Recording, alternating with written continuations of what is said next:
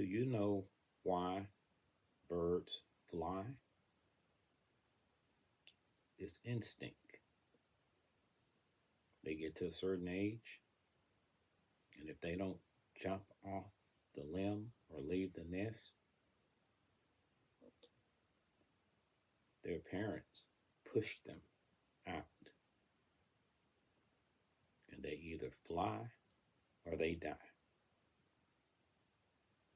Black people can fly also, but sometimes you have to leave the nest purposely. I was born during Jim Crow. My first 2 years of school were in a Jim Crow school. I had black teachers. My first grade teacher told me I could be anything I wanted to be, and I believed her. We got to high school, took a couple of tests, national tests, and then I got some notice from an HBCU. They offered me an academic scholarship, and I accepted. So I earned my degree and came home and said I was going to apply myself around where I grew up, around my family. But that wasn't going to happen.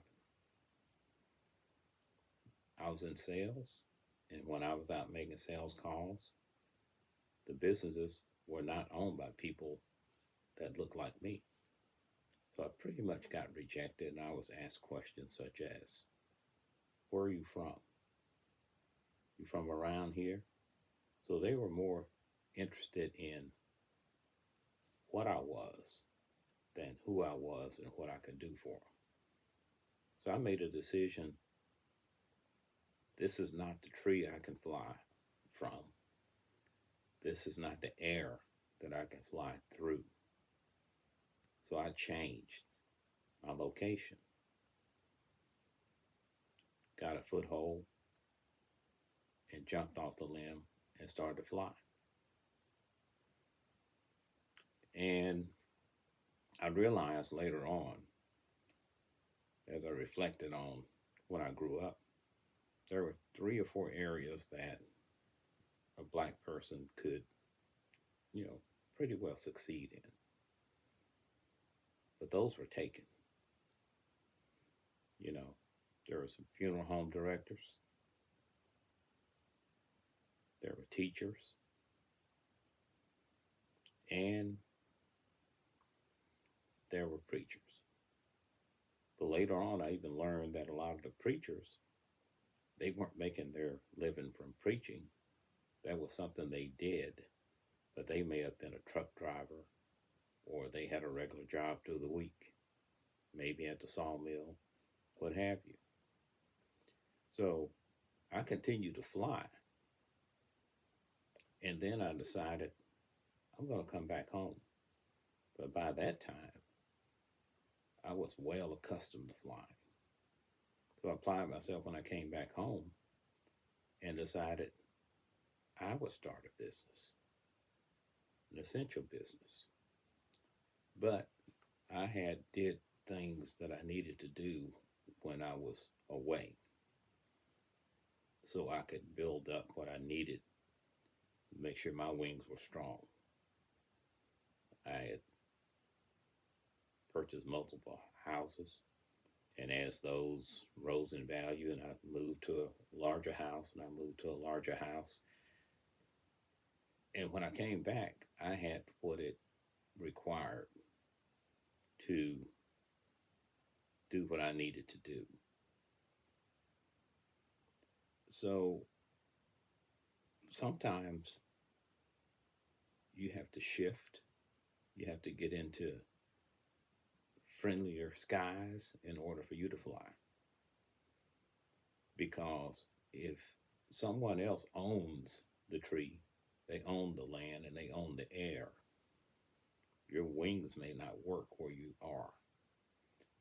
And there's a lot of obstacles and distraction put in our way that can take us off the beaten path, or the path of success and put us into destructive situations.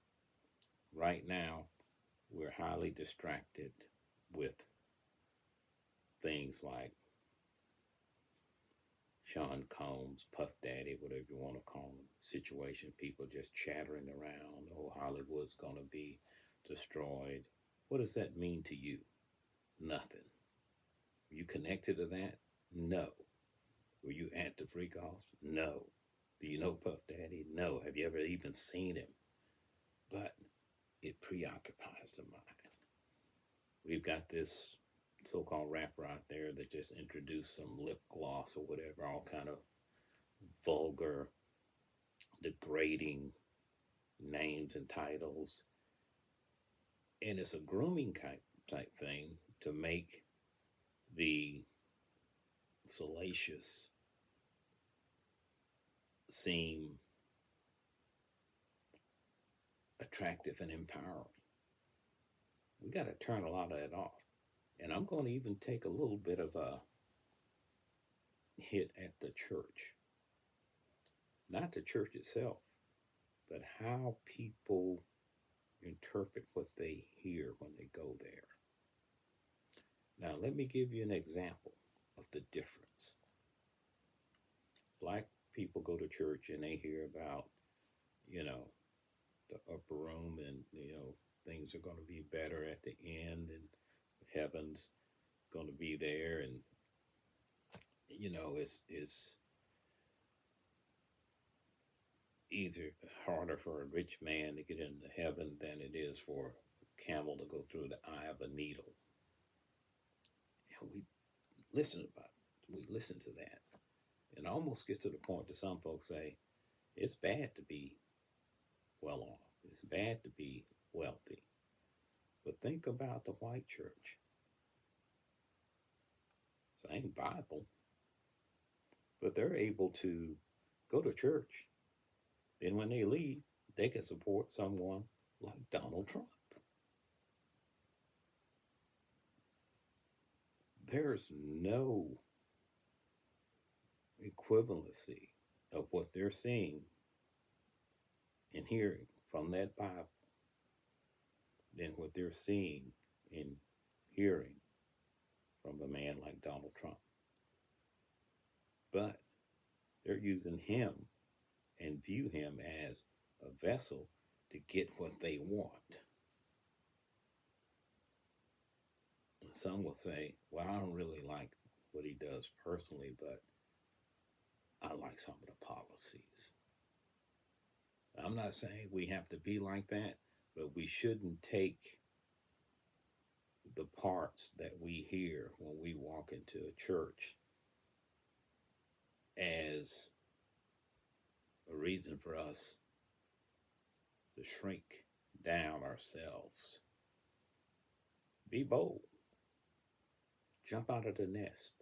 Because the first thing will happen when you try to do something consequential, just like Kamala Harris is running for president, or when Obama ran for president, they're going to try to label you as either some sort of a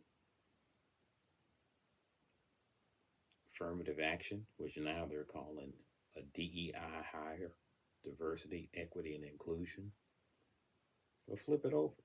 That's why I'm wearing this. I am DEI. I'm dedicated, educated, and intelligent. So you got to be careful, because the first thing they said about Kamala Harris when she took Joe Biden's place to run for president for the Democrats was that Joe Biden hired Kamala Harris as vice president as a DEI hire just because she was a black woman. Never mind that she was elected to all these other positions. She was the Attorney General, state of California. That's an elected position. So remember,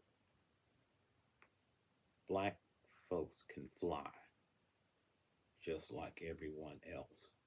But in order to fly, you got to leave the nest. You got to Release yourself from that limb that feels safe.